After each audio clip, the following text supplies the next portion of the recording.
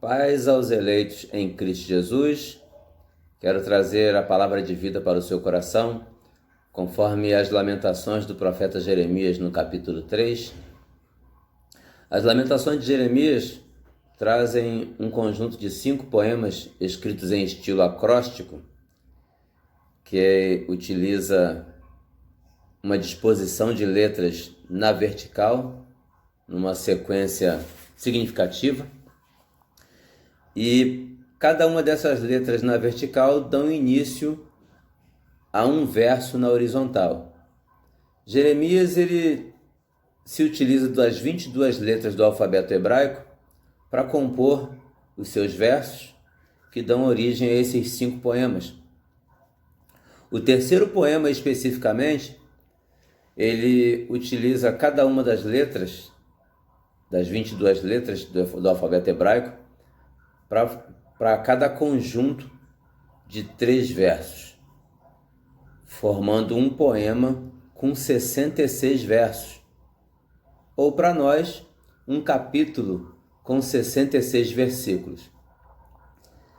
Estes 5 poemas vêm apontar que, por causa da desobediência e da idolatria, o povo de Israel experimentou o afastamento de Deus, a desolação, a miséria, a doença, a ira de Deus, a disciplina de Deus, o castigo e o abandono. Talvez soe mal o versículo 21, querendo trazer à memória o que pode dar esperança, porque a situação do povo de Israel não era boa. E se pensando num passado glorioso na presença de Deus, nada poderia trazer maior desespero. Talvez Jeremias estivesse pensando na maneira poderosa como Deus havia tirado o seu povo do cativeiro do Egito, após 430 anos de escravidão, quando ele disse a Moisés: "Eu ouvi o clamor do meu povo, eu vi a aflição do meu povo, e eu desci para livrar o meu povo."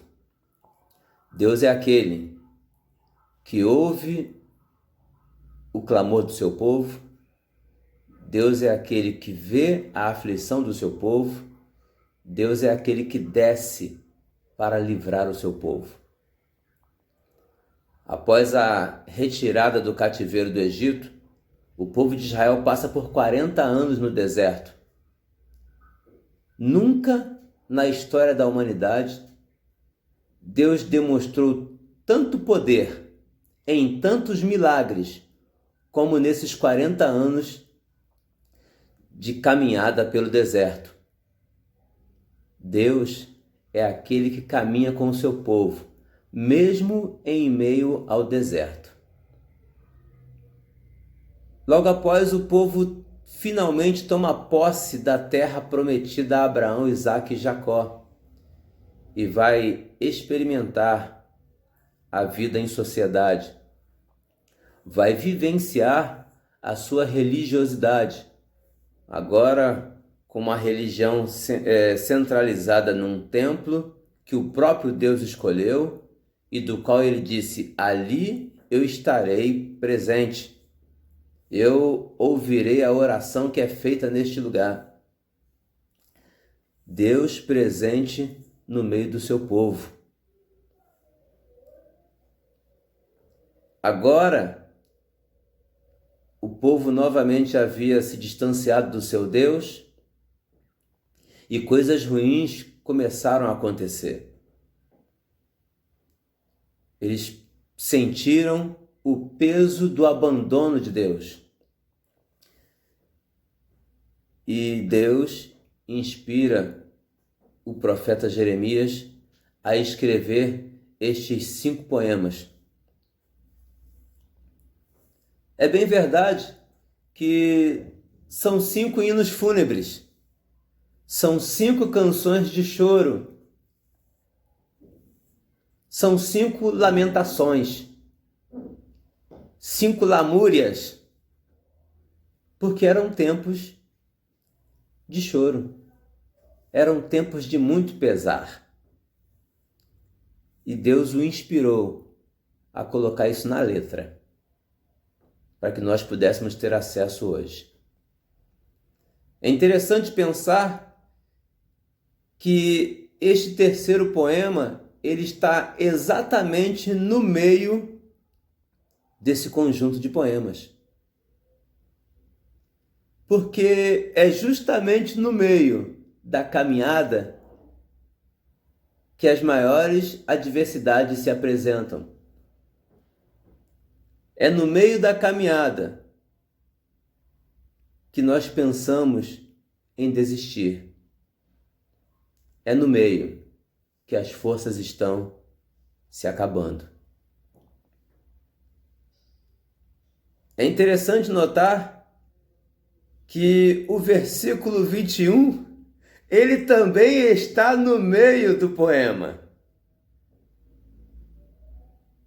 Quero trazer à memória o que pode dar esperança, mas como dar esperança a um povo que está vivenciando desespero? Como dar esperança a um povo que não sabe o que esperar? Porque nós temos vivenciado um turbilhão de más notícias. E as más notícias têm nos consumido. Ele veio escrever, as misericórdias do Senhor são a causa de nós não sermos consumidos. Mas nós estamos sendo consumidos por esse turbilhão de más notícias. Então, nada mais providencial da parte de Deus que esta boa notícia. Não ocupe a sua mente com coisas que não pode dar esperança. Não ocupe a sua mente com essa enxurrada de más notícias. Leia a Bíblia, medite na palavra de Deus, entoe louvores. É tempo de choro? É bem verdade. É tempo de pranto? É bem verdade. É tempo de clamor? Sim, é tempo de clamor. Mas também é uma oportunidade muito grande que nós, a Igreja de Deus, estamos recebendo de buscarmos ainda mais a face de Deus. É um tempo propício para estendermos o nosso tempo de oração. É um momento providencial de buscarmos mais intimidade com Deus. Se é tempo de chorar, chore. Se é tempo de prantear, pranteie, mas não deixe de clamar pelas misericórdias do Senhor, porque as misericórdias do Senhor são a causa de nós não sermos consumidos por esse turbilhão de más notícias. Que nós possamos vivenciar esse tempo que Jeremias escreveu para nós, de trazermos à memória o que pode dar esperança.